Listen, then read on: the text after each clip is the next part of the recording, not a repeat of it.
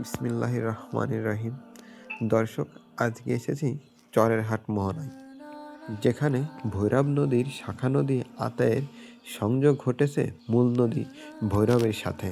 তো যাই হোক, আপনি চরের হাট বা শোলপুরের মোহনায় দাঁড়িয়ে যে জিনিসটা লক্ষ্য করতে পারবেন সেটি হচ্ছে, এই একটা জায়গায় দাঁড়িয়ে আপনি খুলনা জেলা এবং মহানগরীর 5টি থানা বা উপজেলা একসাথে দেখতে পারবেন।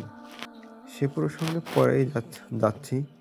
তো এই আতাই নদী এই চরের হাট বা শোলপুর মোহনায় উৎপত্তি হয়ে মোকামপুর, মল্লিকপুর, কোলা, মাঝিরগাতি হয়ে পেরোলি নামক স্থানে বাংলাদেশের অত্যন্ত একটি ছোট নদী এবং সুন্দরতম নদী চিত্তার সাথে মিলিত হয়েছে। দর্শক, লক্ষ্য করতে হবে, নদীটি হচ্ছে আতাই নদী, আত্রাই নদী নয়।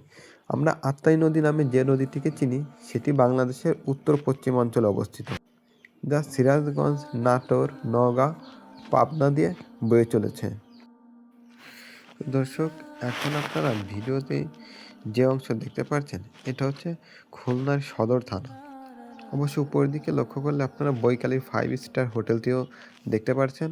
পাশেই রয়েছে একটা নেভি ক্যাম্প।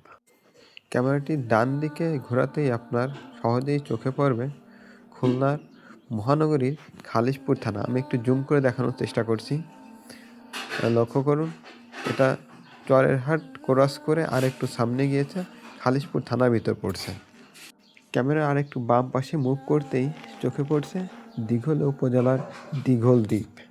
মস্ত বড় আকৃতির যে বৈদ্যুতিক প্লাটি দেখছেন, এটা দিঘলে উপজেলার অংশ।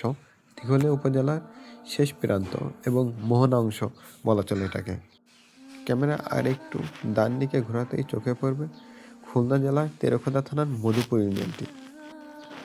জুম করে দেখতেই দেখা যাচ্ছে মধুপুর ইউনিয়নের ইট ভাটার একটি অংশ আমাদের ক্যামেরায় ধরা পড়ছে।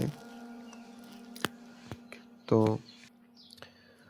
আর শেষ অংশে আপনারা দেখছেন রূপসী রূপসার শোলপুর আইদগাঁত ইউনিয়নের শোলপুর গ্রামের বা যুগিহাটি গ্রামের একটি অংশ, যেটা আমি আপনাদের জুম করে দেখানোর চেষ্টা করছি। এই ছিল আজকের ভিডিও। ধন্যবাদ সকলকে।